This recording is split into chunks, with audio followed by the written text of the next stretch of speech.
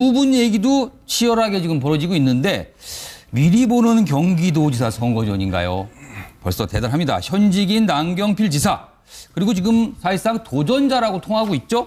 이재명 성남시장 이른바 경기도의 청년 통장을 둘러싸고 치열하게 다툼을 벌이고 있는데 백 변호사 일단 이 청년 통장 이게 뭔지부터 좀 설명 좀 해주시죠. 일단 지금 너무 지원자들이 많이 몰려서 이 마감을 지금 미루기로 했다고 할 정도로 성남시에서 경기도에서 굉장히 지금 이슈가 되고 있는 내용인데요. 청년 통장이 뭐냐면 그러니까 3년 동안 특정 뭐 중소기업이건 작은 곳에서라도 계속 이제 근무하는 걸 조건으로 하는 겁니다. 일을 해야 되는 그러니까 장기간 어떤 곳에서 오래 일할 수 있는 여건을 만들어주겠다는 취지로 시작이 된 건데 3년 동안 참여자가 매월 10만 원씩 내면 3년 넣으면 얼마죠? 360만 원이죠. 360만 원. 원금은 360만 원금이 360만 원이죠. 근데 거기에 도지원금이나 이자 등을 합쳐서 3년이 지나면 1,000만 원을 주는 거예요. 굉장히 청년들 입장에서 좋은 거네요. 그렇죠. 그래서 이 1,000만 원을 지급한다라는 것에 방점을 찍어서 이렇게 한 곳에서 오래 일할 수 있는 여건을 좀 만들어주고 또 근로자 입장에서도 보면 요즘에 여기서 한 3개월 있다가 마음에 안 맞으면 나와서 또 다른 데 가고 그러다 보니까 또 그것도 역시 사회적 문제가 되니까 근로자들 입장, 청년 입장에서도 한 곳에서 또 오래 근로할 수 있는 그런 동기를 좀 만들어주자라는 취지로 이런 정책을 이제 발표를 한 거죠. 그럼 청년 연금은 또 뭡니까 그럼? 그것도 중소기업에 근무하는 이제 청년 근로자, 그건 10년입니다.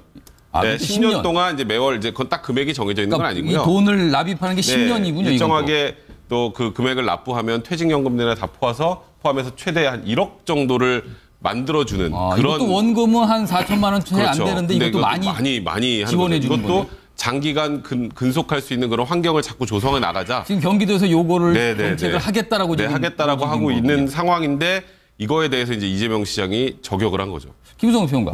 그럼 이걸 가지고 지금 두 사람은 왜 싸우고 있는 겁니까? 이제 기본적으로 그 이재명 시장이 그 지적했던 말은 이 청년연금이라고 하는 그런 정책이 너무나 도 재정에 부담을 주고 있고 그리고 실제로는 혜택을 받을 수 있는 사람이 극소수다. 그렇기 때문에 그런 극소수에게 혜택을 몰아주는 그런 정책을 써야 되느냐라고 하는 취지로 그 비판을 했던 것 같은데 실제로 그 비판의 그 워딩이 정책을 정확하게 짚어서 얘기한 게 아니었어요. 그러니까 지금 워딩을 보면 1,000명 중에 1~2명 뽑아서 5천만 원씩 혜택을 주겠다는 것인데 이거야말로 사행성 포퓰리즘 정책이다 이렇게 얘기했거든요. 이렇게 되니까 남경필 지사는 이것을 받아서 청년 통장, 이거는 굉장히 인기 있는 정책이고 실제로 실현 가능성이 굉장히 높은 정책이고 도에서 그렇게 큰 부담이 간다고 보기가 어려워요. 이 비슷한 정책을 이전에 오세훈 시장도 했었거든요. 그러니까 그런 정책들을 인기가 있다라고 하는 사실을 알고 이 청년 통장을 비판한 것이냐 이렇게 받은 게 아닌가. 그러니까 서로가 공격 포인트와 방어 포인트가 좀 어긋나면서 좀 해프닝을 벌이고 있는 거 아닌가 이렇게 좀 보고 있습니다. 결론적으로 이렇게 듣고 보면 좀 정리할 필요가 있을 것 같은데 기본적으로 경기도에서 청년 통장이든 청년 연금이든 일단 청년들이 취직을 해서 돈을 조금 부면 나중에 목돈으로 지원을 해서 도에서 준다 이런 개념인 것 같은데 그거에 대해서 과연 이게 퍼주기냐 아니면 적합한 지원 정책 이걸 갖고 싸움이 붙은 것 같아요. 자, 서정욱 변호사. 저는 이게 이재명 시장이나 남경필 지사나 바로 이게 독인 개긴. 도찐 개찐이 아니고 표준 말하기에 독인 개긴. 그다음에 50보 100보. 저는 이게 둘 다 포퓰리즘 이래 봅니다. 왜 포퓰리즘이냐? 그러니까 설명 좀 해주세요. 그러니까 포퓰리즘이라는 거는요. 둘 다 왜 독인 개긴인지. 저는 이게 한마디로 포퓰리즘이라는 거는 미래 세대 자산을 현재의 표를 위해서 당겨 쓰는 거. 하석이 그거는 과거 미래 세대 자산을 우리 후손 자산을 미리 표를 위해서 당겨 쓰는 거. 이걸 저는 개인적으로 포퓰리즘으로 정의하는데 예를 들어 이재명 시장이 24살이 되면 3년 성남 거주하면 50만 원 이게 1년에 상품권 줍니다. 그 청년 배당입니다. 그렇죠. 그게 청년의 앞날에 도움이 됩니까? 50만 원 상품권 한 번 받으면 이게 뭐 앞날이나 이게 크게 도움이 됩니까? 남경필 지사는 그에 비하면 좀 나아요. 왜냐하면 이게 몇 년간 일을 계속 해야 되고 그러면 이게 돈을 좀 보태주기 때문에 목돈을 만들어주고 그건 조금은 낮긴 하지만 그래도 또 너무 많이 보태주는 거 아닙니까? 그렇죠. 그게 예산이 어디서 옵니까? 세금이죠. 그렇죠. 그래서 이게 둘 다 포퓰리즘으로 보고 정말 이런 식의 복지 저는 이게 정말 창조적이고 효율적인 생산적 복지가 돼야지 이런 식의 복지는 정말 포퓰리즘이래 보는 거죠. 아니 근데 지금 이게 그 쟁점이 이겁니다.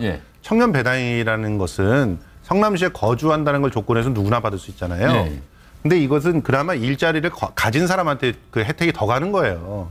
그러면 일자리를 못 갖고 못 만든 사람들은 또 3년간 일자리를 계속 그 유지하고 싶지만 비정규직으로 1년 단위로 그 계약하거나 3년마다 이제 바꾸는 그런 사람들은 그럼 혜택을 못 받는 거예요. 겉으로 보기에는 굉장히 큰 혜택들을 갖다가 마련한 것 같지만 실제로는 이미 혜택을 받고 있는 사람들이 더 받게 하는 그런 정책이란 말이에요. 그러니까 보편성이 좀 없다라는 부분을 정책에 있어서의 어떤 맹점들을 공격할 때 이재명 시장이 제대로 된 포인트를 잡아서 공격하지 못한 부분은 있어도 둘 다 포퓰리즘이다 이렇게 말할 수 있는 그런 성격인가 하는 부분에 문제가 있습니다. 황 소장님은 다른 의견을 갖고 계신 것 같은데. 이게 기본적으로요. 굉장히 오래된 논쟁입니다. 클린턴 행정부 때 이 노동부 장관을 했던 로버트 라이시라고 유명한 경제학자가 있어요.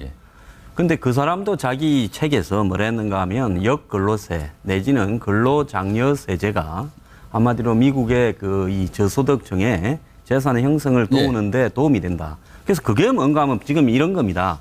이 돈을 갖다가 전부 나눠줄 거냐. 똑같이 청년수당이라고 요즘 서울시나 성남시에서 하는 것처럼요. 그게 아니라 노동을 하려고 하는 사람에게 그 사람이 더 저축을 할 수 있도록 임금이 낮으니까 정부가 일정하게 보조해주는 의미를 갖다가 이 통장에 이렇게 꼽아주느냐. 이런 부분으로 봤을 때 저는 개인적으로는 노동을 하려는 의욕을 가진 사람한테 하루에 8시간씩 일주일 40시간을 일을 해도 그 사람이 먹고 살 형편이 안 된다면 그 사회 시스템에 문제가 있는 거다. 그래서 이렇게 지원해주는 방법은 저는 필요하다고 봅니다. 거기에 반해서 노동을 하든 안 하든 구직 활동을 한다거나 이런 사람한테 전부 다 나눠주는 것이 옳은가. 지금 과연 그렇게 할 예산이 있는가. 이런 부분의 논쟁은 그 나라의 예산과 그다음에 복지의 수준에 따라서 논의되는 거거든요. 근데 이 두 사람이 그런 본질적인 걸 가지고 논의해야 되는데 서로 간에 어떤 세부적인 어떤 정책에 대한 언급이 네가 올리, 내가 올리하고 이렇게 가기 때문에 논쟁이 굉장히 비효율적이고 비생산적으로 가는데 이렇게 하는 이유의 근본적인 목적은 뭐겠습니까? 둘 다 내년 경기도지사 선거에서 한번 붙어보자. 이것 때문에 서로 깔다 먹으려고 그러는 거죠. 그 얘기를 지금 제가 질문 좀 드리려는데 이거 소정욱 변호사한테 질문 드릴게요. 사실은 이 두 사람이 이렇게 공방을 벌인 게 이번이 처음이 아니거든요. 과거에도 성남시의 3대 무상복지정책, 아까 청년 배당이 포함이 되는 3대 무상복지 사업과 관련돼서 한번 붙은 적이 있고 지금 대법원 뭐 제소까지 가 있습니다. 그리고 경기도가 3대 청년 일자리 사업을 벌이는데 이것도 성남시가 아주 발끈하고 비판을 했거든요. 벌써 몇 번의 이렇게 격돌한 경험이 있는데 이걸로 봐서는 확실히 내년 지방선거 때 경기도지사 두 사람이 치열한 경쟁을 벌일 것 같은 예감이 듭니다. 제가 보기에 남경필 지사는 최근에 그 아들 문제가 좀 있었긴 하지만 저는 이게 정치하고 아들 문제는 별개로 본다면 아마 이게 내년에 보수의 단일 후보나 뭔가 이게 연대를 통해서 나올 것 같고요.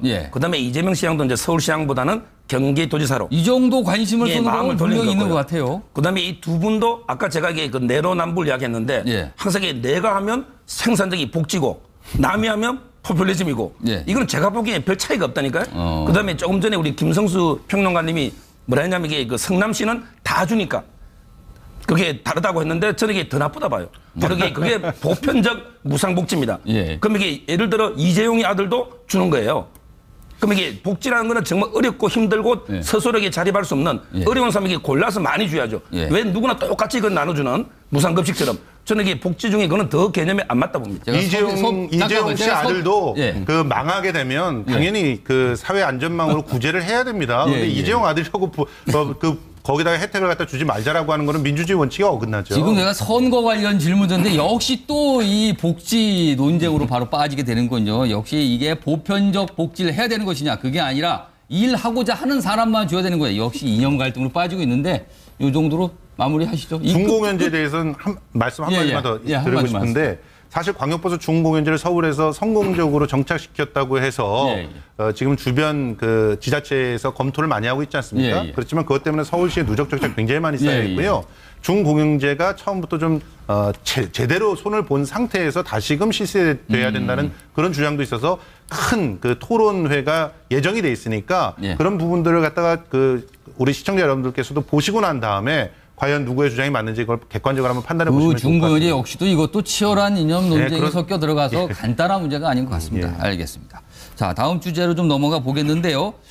민주당과 국민의당 협조를 통해서 이른바 김명수 대법원장 후보자 임명안을 국회 통과를 시켰죠. 그런데 뒷말이 참 많습니다. 우선 좀 봐야 될 것이 임명안 국회 처리 전날 민주당이 국민의당에서 그동안 대선 관련해서 했던 고소 고발을 대거 취소를 합니다. 그래서 다음 날 인준안이 통과가 됐죠. 이 내용이 뒤늦게 알려지면서 협치가 아니라 이건 거래 아니냐, 주고받기 아니냐 이런 논란이 벌어지고 있는데 백 변호사. 네.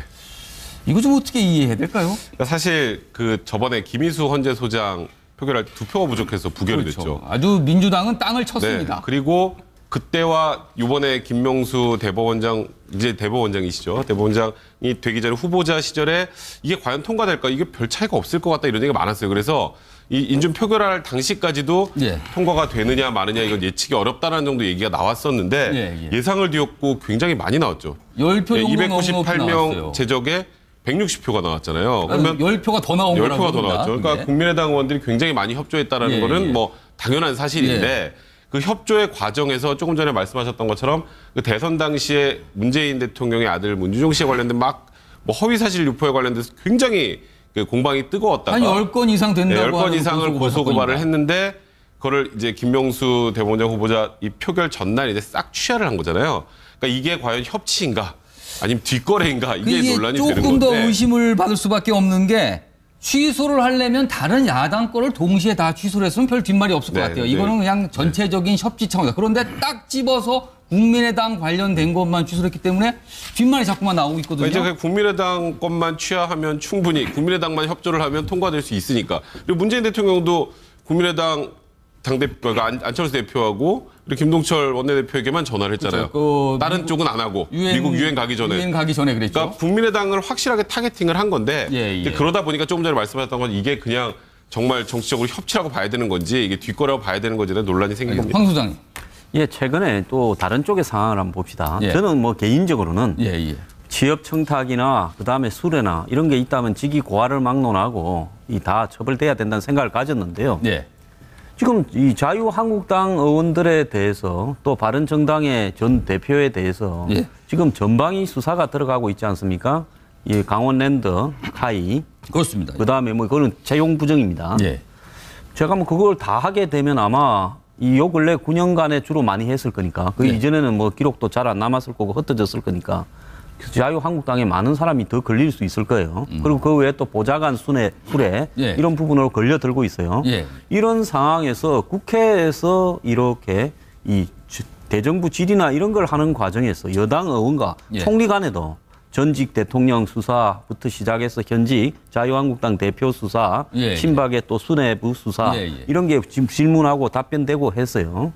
자, 이런 상황에서 국회를 갖다가 이 김명수 대법원장의 통과 직후에 이제 이 선거 때 있었던 고소 고발 또 지금 국민의당이 원하는 이 중소선거구로의 그 개정, 중대선거구로의 그러니까 선거구제 개편도 이 얘기도 그 미리 사전에 했다는 얘기가 나오고 있어요. 그리고 이제 개헌 문제까지도 또 언급이 됐다. 그거야 국민의당이 지금 존립하려고 한다면 이 중대 선거구제가 돼야 국민의당 의원들이 현재 당을 유지하면서 당선될 가능성이 높고 또 더 나아가서 개헌을 해야 국민의당의 역할이 있을 수가 있죠. 그 얘기 좀 이 선거구제가 중대선거제로 개편이 되면 국민의당한테 어떤 식으로 구체적으로 유리하게 됩니까? 지금은 이 작은 선거구제 한 20만 명 되는 데에서 1등 한 명만 뽑지 않습니까? 한 명만 뽑고. 그런데 이게 이제 한 40만 명쯤 이렇게 넓어지면서 2명이 된다면 호남 같은 경우에 한번 생각해 보세요. 국민의당과 더불어민주당이 1, 2등을 다툴 건데 둘 다 될 수 있지 않습니까? 예를 들어 광주에서 선거구를 아주 크게 키워서 2명, 3명을 뽑는다면 1등을 민주당 의원이 뽑힐지라도 국민의당도 뽑힐 수 2등. 물론 선거구가 넓어지면 없어지는 선거구도 생기니까 거기에서 도태되는 사람도 있겠지만 국민의당이란 당 자체가 적어도 호남 지역에서는 2등 안에 들어갈 가능성이 매우 높기 때문에 당의 존립의 근거가 되고 원래 이 중대선거구제로 가자라는 것은 이 중소, 군소 정당들이 항상 자신의 존립을 위해서 주장하는 어떤 이 방법이죠. 그러면은 국민의당 입장에서는 굉장히 염원과 같은 개편안이 그렇죠. 있겠네요. 그래서 지금 지난번에 김희수 헌법재판소장을 갖다가 이 낙마시키면서 끝까지 버티다가 마지막 순간에 다급해진 여당이 이 부분에 대해서 이야기를 했다면 우리가 그러지 않습니까? 한마디로 이 뭐 오이밭에 가서 이렇게 이 신발끈을 매지 마라 이런 이야기가 있듯이 어떻게 이런 부분들을 이 타이밍에 하느냐. 저는 그건 옳지 않다고 보고요. 이게 드러났다고 하면 이것은 비판의 소지는 충분히 있다. 이렇게 봅니다. 야, 김성훈 평론가, 이게 진짜 거래입니까? 아니면 절차적으로 진행이 논의가 가다가 그냥 우연히 이렇게 겹치게 된 겁니까? 아니, 자유한국당과 바른정당에도 다 제의를 했다지 않습니까? 그거 다 언론에 의해서 밝혀졌잖아요. 다 제의했는데 자유한국당 스스로는 안 하겠다고 했고 그 바른정당도 거부했으니까 합의가 안 돼가지고 못한 거 아닙니까? 아, 그리고 취하하는 거를. 그렇죠. 예. 그 황 소장님 이전에도 그런 얘기를 많이 하셨지만 뜨겁게 선거를 통해 가지고 경쟁하다가도 선거가 끝난 이후에는 그런 부분들을 갖고 고소가 있었다고 하더라도 서로가 의회를 갖다 살리기 위해서는 취하하는 것도 마땅하다고 말씀 이전에 많이 하셨잖아요. 이전에 많이 안 했는데 그리고 정확하게 찾아봐요. 이전에 말한 적 없고 그다음에 정확하게 이야기를 하자면 잠깐만 좀 있다. 여기 말씀 다 하시고 나서. 이게 실제로 지금 현재 중요한 것은 협치잖아요. 협치를 하기 위해서 서로가 서로의 발언이나 그 선거 때 의혹들을 제기를 한 거 가지고 고소를 하고 고발을 하고 그걸로 그 재판을 하고 이렇게 진행되는 것이 의회를 존중하는 그런 처사들이 아니라고 보는 거죠. 그러면 당연히 선거 이후에 그걸 정리를 해줘야 되는데 가령 그것이 황 소장님 말씀하셨던 것대로 채용의 비리라든가 뇌물이라든가 권력의 남용이라든가 이런 것들은 취하기가 어렵겠죠. 그렇지만 선거 캠페인 도중에 오갔던 그런 문제들에 대해서는 취하를 할 수가 있는 거 아니겠습니까? 근데 이걸 거래라고 한다면 협치를 하라고 하는 요구를 한쪽으로 하면서 특히나 많은 정치평론가들이 그런 얘기를 하잖아요. 지금 의회가 중요하다. 의회가 살아 움직여야 된다. 의회 안에서 합의를 한다는 건 뭐예요? 줄 건 주고 받을 거 받는 거 아니에요. 그런데 이런 부분은 다 뒷거래다. 그것도 한 당에만 그냥 그 얘기를 해가지고 그 제안을 한 것도 아니고 모든 당에 다 동일하게 제안을 했고 받느냐 안 받느냐라고 하는 것들이 있었던 걸 가지고 결과적으로는 이쪽만 그 취소를 해줬기 때문에 이게 거래다. 이렇게 말하는 건 굉장히 좀 부적절하다고 보고요. 선거구제 개편도 그런 맥락에서 좀 이해를 해야 된다. 중소선거구제는 우리 기억하시겠지만 사실은 중소선거구제는 예전에 군소정당들은 반대했던 선거구제 아닙니까? 그래서 87년 민주화 이후에 소선거구제로 바꾼 이유가 뭐예요? 그 전반적인 지지도와 조직력이 있는 그런 정당이 거의 모든 지역에서 1등이나 2등을 내면서 싹쓸이 해가는 그래서 과반을 항상 유지하게 되는 그런 상태를 깨기 위해서 소선거구제가 들어왔던 것이고 그리고 지금 현재는 중소선거구제로 중대 선거구제로 바꿔 가야 그래야 이제 지금 소규모 그 정당들도 원내에 진출할 수 있다라고 하는 걸 이제서야 검토하는 것이기 때문에 어디에 유리하다고 말할 수가 없는 거죠. 국민의당이 특별히 유리하다고 국민의당은 어차피 그 호남에서 반 정도는 먹는데 그걸 가지고 뭐 그 이득이다 이렇게 말하기는 어려운 거고요. 오히려 더불어민주당 같은 경우가 부산이라든가 그 대구라든가 이런 데서 그 2등을 갖다 냈었을 때 당선될 가능성이 높아서 오히려 석이 확대될지도 모르는 겁니다. 그러니까 이런 부분들을 무조건 어디한테 유리하니까 했다라고 이렇게 보는 것은 적절한 분석은 아닌 것 같습니다. 예, 소정욱 변호사. 저는 이게 한마디로 협치가 아니고 뒷거래로 보는데요. 바로 이게 두 가지 이유인데 첫째는 이게 협치라는 거는 제1야당하고 해야 돼요. 예를 들어 자유한국당의 도움이 없이는 모든 이게 법안이 안 되는 거예요. 근데 자유한국당은 무조건 문을 닫은 거 아닙니까? 그런데 저는 이게 제안을 했다는데 진정성 어린 제안이 없잖아요. 항상 여당이 좀 먼저 크게 주고 먼저 주고 해야 되는데 그런 게 없이 그냥 제안했을지 모르지만 따라서 저는 이게 일단 자유한국당이나 바른당 보수하고는 이게 전혀 없었다는 점에서 협치가 아니라 보고요. 두 번째는 이게 좀 시점이 미묘해요. 예를 들어 이게 고소 취하도 좋은데 그럼 이게 대부분자 임명하고 투표하고 나서 하면 안 됩니까? 근데 왜 그 직전에 합니까? 좀 전에 우리 황 소장님 말씀드린 것처럼 정말 이게 이하 부정관 오얏나무 아래서는 이게 가끔도 고쳐매면 안 돼요. 근데 시점이 아주 잘못됐고요. 가끝을 너무 세게 고쳐맸다. 그 아래서. 그렇죠. 그다음에 저는 이제 팩트로 이게 예를 들어 선거구제나 개헌까지 했다는 거는 팩트인지 아닌지 제가 모르겠어요. 근데 그게 만약에 그런 거래까지 했다면 그게 자유한국당이나 바른당에 도움 없이 이게 국회 통과되겠습니까? 저는 이게 앞으로 좀 더 진정한 협치로 가야지. 요번 거래는 대법원장이 통과시키기 위한 어떤 뒷거래다. 이렇게 저는 보는 거예요. 자, 황 소장님께 짧게 할게요. 첫 번째로 저는 이렇게 봅니다.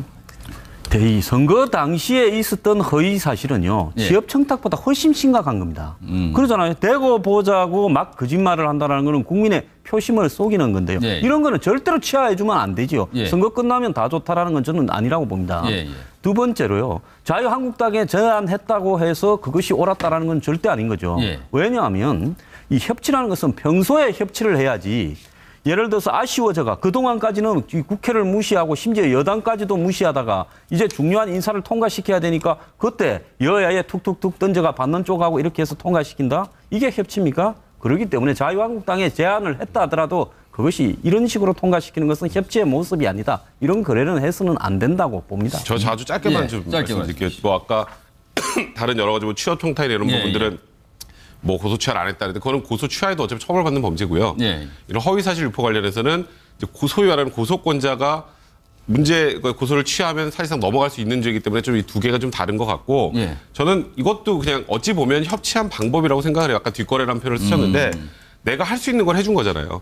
그리고 과거를 좀 잊고 이제 앞으로 나갈 땐 이런 방향으로 나가봅시다라는 거기 때문에 사실 지금 현 시점에서 자유한국당이나 바른정당이 지금 문재인 대통령의 정책이나 이런 표결과 관련해서 긍정적으로 무언가 어떤 액션도 한 적이 없죠. 일단 사실 사실상 거의 대부분 반대고 뭐 오자 회당 뭐 여당 대표 다 모아서 하자 해도 홍준표 대표 나오지도 않는 그런 정도의 상황이기 때문에 현실적으로 할 수 있는 협치가 없는 거예요. 그러니까 제안을 해서 안 받으면 어쩔 수 없는 거.